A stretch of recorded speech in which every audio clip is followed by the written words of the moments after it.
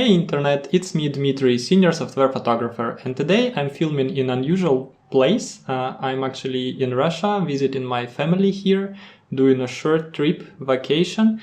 And before that vacation, like shortly before the vacation, news hit my inbox that Mako Direct will be selling new, fresh Lucky film.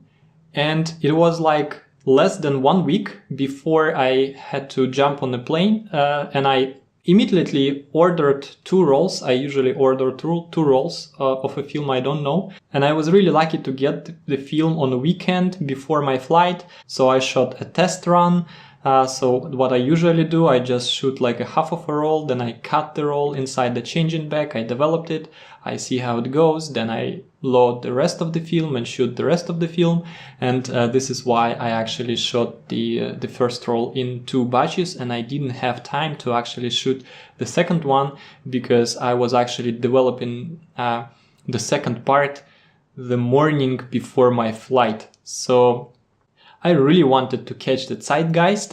So I'm guilty of catching zeitgeist every now and then, but I'm so impatient. I'm really curious to see all new films and try them out and share it with you on my channel and Instagram.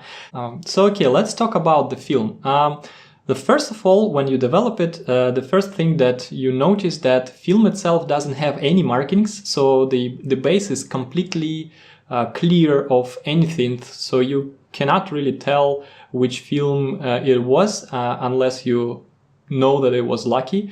So it's going to be only your negatives and that's it. And then the second thing I actually really like about the Lucky, and this is also kind of a sign that this film is really fresh, that negatives, they lay like completely flat. It's really pleasure to scan them using a flatbed scanner. If you have a really special 35mm scanner like a Pacon or Noritsu, then it's not going to be a problem. But for me, I'm scanning everything on my flatbed, and sometimes when film is curly, it's like really a pain in the neck to kind of scan it and make it flat, and those Newton rings appear. So this is something you have not to worry about with Lucky film.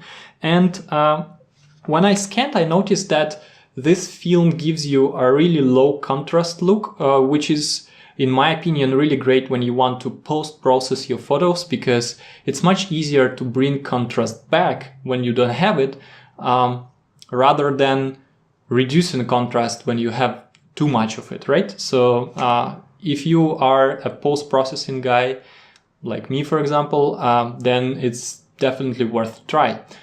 So before I show you the photos, I would like to share my personal opinion on that film. I really like the result, despite that I would expect slightly finer grain, I would say, from the 100 ISO film. And that's pretty much it, I would say. Results were consistent. There were no anything in this regard in this film I wouldn't like. Though I shot only 1 roll, so I cannot really tell anything about the consistency of the stock itself. So, but I would expect that is there. And yeah, let's look at the pictures.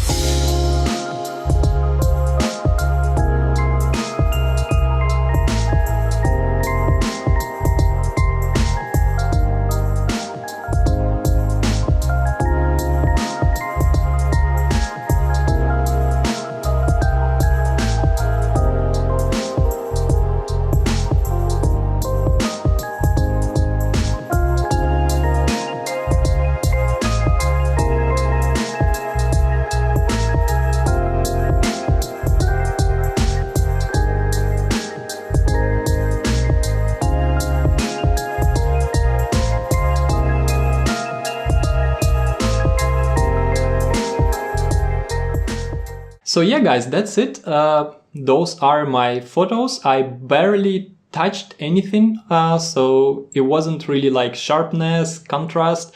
This is pretty much what you will get scanning them on Epson V600, applying automatic exposure to photos. Yeah, so I really like the look, so I didn't even want to do anything with them.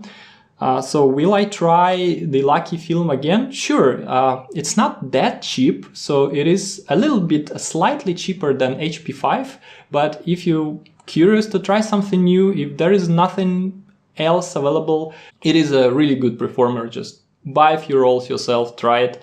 And as usual, on my Instagram, you can see all the upcoming sneak previews and something that I share exclusively on Instagram in stories. So yeah, if you don't follow me and you really like to know this stuff, just hit that button, go to my Instagram.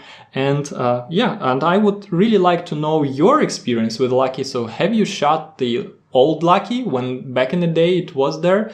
Have you tried the new stock already? So what do you think? Are you printing photos in the darkroom? How it behaves in the darkroom? Are you scanning them? Which scanner do you use and how it performs for you? So, and then maybe you try to push it. Maybe you try different developer. I used HC110, which is like not a kind of a blessed developer for that film. But anyways, results were really good.